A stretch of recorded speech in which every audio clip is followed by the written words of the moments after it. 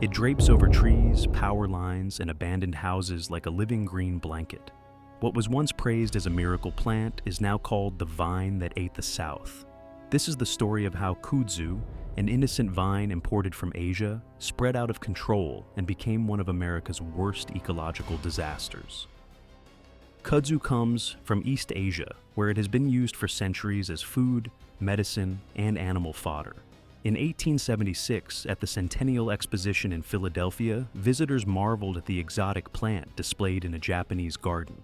Gardeners admired its sweet-smelling purple flowers and fast-growing vines. Soon, nurseries began selling it across the South as an ornamental shade plant. By the early 20th century, American farmers had started planting it as livestock forage. At this point, Kudzu was still just a curiosity. Everything changed during the Dust Bowl of the 1930s. With topsoil blowing away, the U.S. Soil Conservation Service launched a massive campaign to stop erosion. Kudzu, with its ability to grow a foot a day and form thick mats, seemed like the perfect solution. The government offered farmers up to $8 an acre to plant it. By the 1940s and 50s, millions of seedlings were distributed, and thousands of young men were paid to plant kudzu along highways, fields, and gullies throughout the South. But this so-called miracle vine had a dark side. In the warm, humid climate of the Southeast, kudzu faced almost no natural predators. The vine grew up to 60 feet a season, climbing over anything in its path. Trees, power poles, barns, even entire houses were swallowed. Once it took hold, it smothered native plants, blocking the sun and killing them.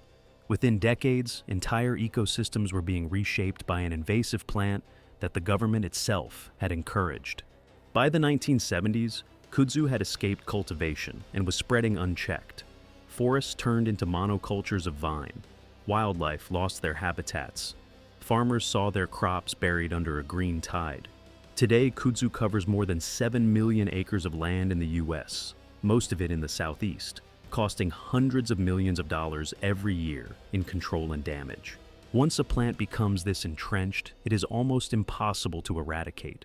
Control methods include herbicides, mowing, prescribed burns, and even goats that eat the vine. Despite decades of effort, in many areas the goal is not removal, but containment. The USDA officially declared kudzu a noxious weed in 1972, too late to undo the damage. Kudzu's story is a warning. Good intentions can go terribly wrong when species are moved far from their natural homes. What began as a quick fix for erosion became one of the most notorious ecological disasters in U.S. history.